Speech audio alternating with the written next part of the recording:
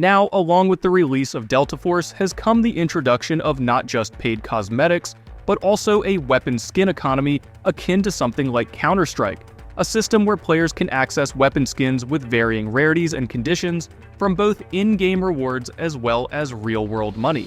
And yes, this is all part of the quote-unquote beta, which is one heck of an addition to such a young and unproven game. Thus, that's why I called it out as possibly the beginning of the end when it comes to Delta Force and its long-term success in my full review, which you can watch here. But this video isn't a debate over the morals of made-up digital economies. Instead, today we're going to talk about how this system works, how you can get involved, and how you can do so without spending a penny. So if you're into Delta Force content, hit subscribe and let's jump into it.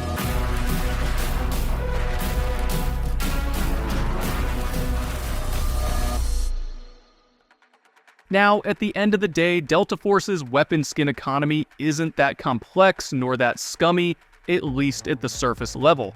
The entire system really boils down to three components: currency, whether it's earned in-game or with real-world money, weapons and their rarities, and the marketplace where players can relist their skins.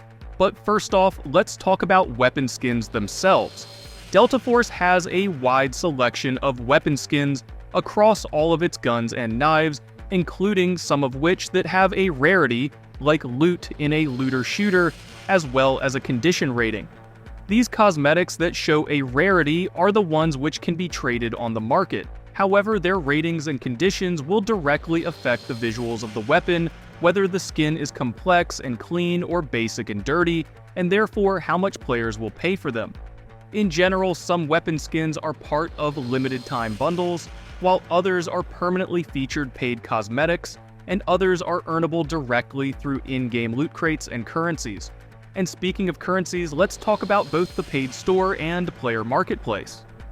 First off, like all modern games, you can go right ahead and purchase paid bundles directly from the store with real money or from the battle pass like most other shooters. And while this isn't anything groundbreaking, I must say that the cosmetics are looking pretty damn good so far. Next up, there's the marketplace, which allows players to relist their cosmetics at whichever price they choose.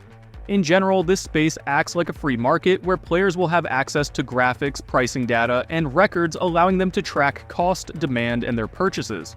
The market is pretty overwhelming at first glance, but boils down to a store page which filters the cosmetics by name and allows players to sort through and compare offers, exactly like buying anything else on the internet. Now finally, and the most confusing, is the Mandelbrick weapon skins. These are ultra-rare cosmetics which can be acquired through a combination of in-game currencies called Mandelbricks and quantum keys. You can think of the Mandelbrick as a loot crate and the key as the code, which combine to give the player a chance at earning those super rare skins.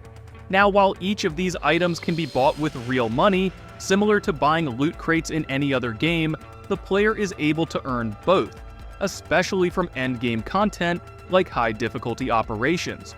And as bad as loot boxes typically are, it does appear that these Mandelbrick weapon skins are guaranteed after a certain amount of attempts, which is displayed below the offer. So if you're after a super rare weapon skin, be sure to play high difficulty content with a focus on earning Mandelbricks and quantum keys, either from extracting them from operations or earning them through player challenges.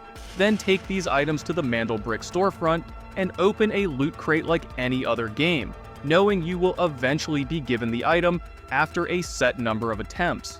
So there you have it. A basic storefront, a player-driven marketplace, a typical battle pass, and a convoluted loot box system are all ways to earn skins. So be careful out there, guys. Don't throw away your life savings on a free-to-play game that's still in beta, but be sure to drop those comments and tell me what you're thinking. For all things Battlefield and Delta Force, stay tuned and subscribe, and as always, thank you guys for watching.